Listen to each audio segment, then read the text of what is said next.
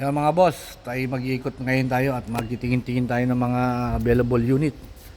Ito, unahin natin itong Puso Fighter na 23 feet ang haba. 6 stud lang ito, 2 wiper. 6M60 makina na ito. Na 6 stud. Naka as is condition pa to mga bossing. Ano? As is. Fuel tank dalawa. Ayan, may AdBlue na rin siya mga bossing. Oh. Ayan o, naka-molye harap, and then naka-airbag po yung bandang likuran niya. Ayan. Ayan.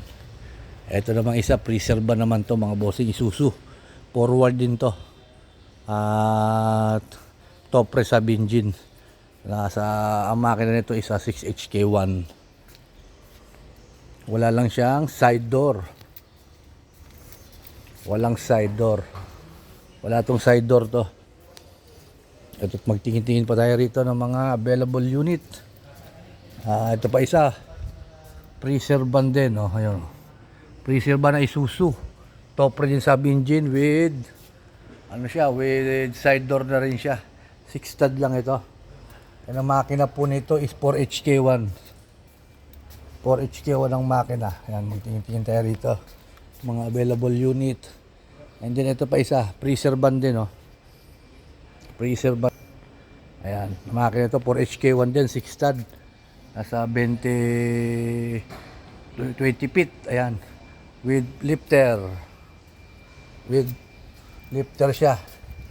Ito, sold na ito eh. And then ito, Puso Fighter na naman din. Oh. Puso Fighter.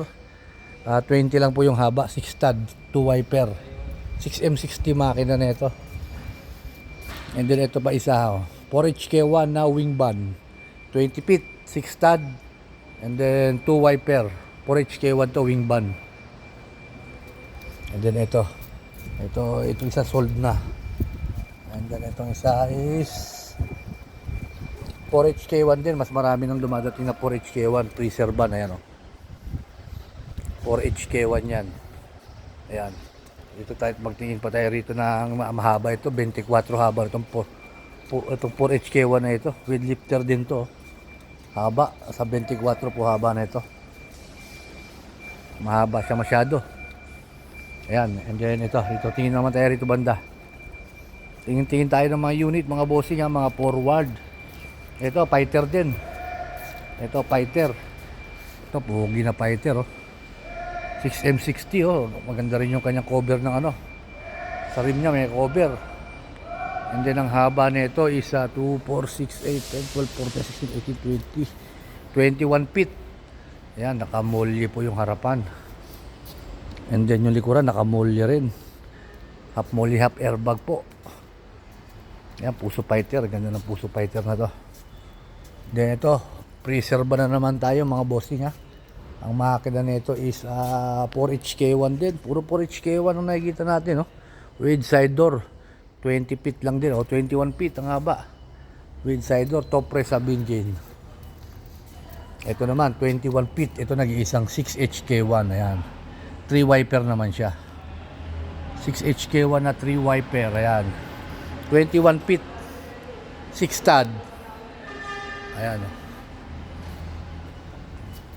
And then, dito naman tayo. Ito, 6HK1 na ano to, 8 stud. 24 haba na ito. 6HK1 na FBR chassis to. Ito mahal to. Itong pinakamahal na akuan na truck, FBR chassis. 24 feet yung haba. Close band lang ito, close band na yan. 8 stud siya. Kasi big tire kasi ito. Ayan. Big tire. Tingnan niyo yung size ng gulong niya. Pakikita ko sa inyo. Ayan. Ang size ng gulong niya is 255 by 70 R.